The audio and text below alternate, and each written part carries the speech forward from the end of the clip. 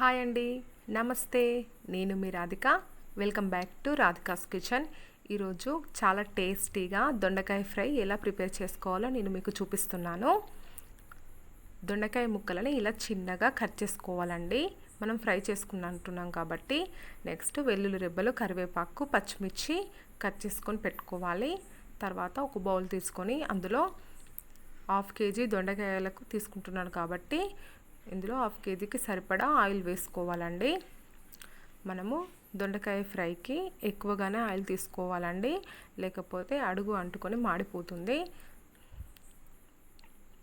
తర్వాత ఆయిల్ వేడెక్కిన తర్వాత ఇందులో ఆవాలు, జీలకర్ర, పచ్చిమిర్చి, వెల్లుల్లి రెబ్బలు, కరివేపాకు వేసుకోవాలండి. నేను పచ్చిమిర్చి 3 తీసుకున్నానండి, ఎందుకంటే నేను కారం వేస్తాను కాబట్టి. ఒకవేళ కారం ఇష్టపడని వాళ్ళు పచ్చిమిర్చి ఎక్కువగా కూడా వేసుకోవచ్చు. తర్వాత పసుపు వేసుకుంటున్నానండి. తర్వాత సరిపడా సాల్ట్ వేసుకొని కలుపుకోవాలండి.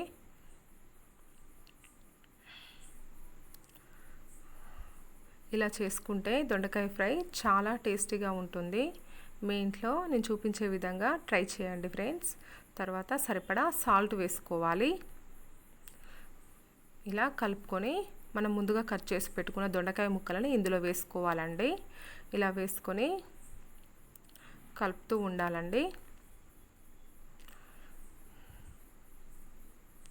మనం దొండకాయ ముక్కలని చిన్నగా కట్ చేసుకోవడం వల్ల ఫ్రై తొందరగా అయిపోతుంది.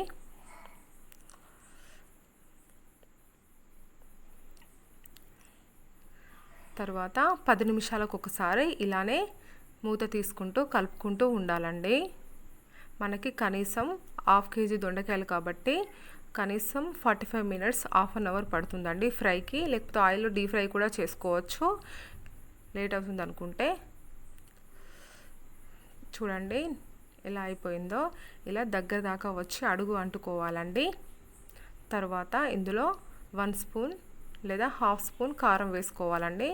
తగినంత కారం వేసుకొని పచ్చి ధనియాల పౌడరు వేసుకోవాలండి. వేసుకొని మొత్తం కలిసే విధంగా కలుపుకోవాలండి.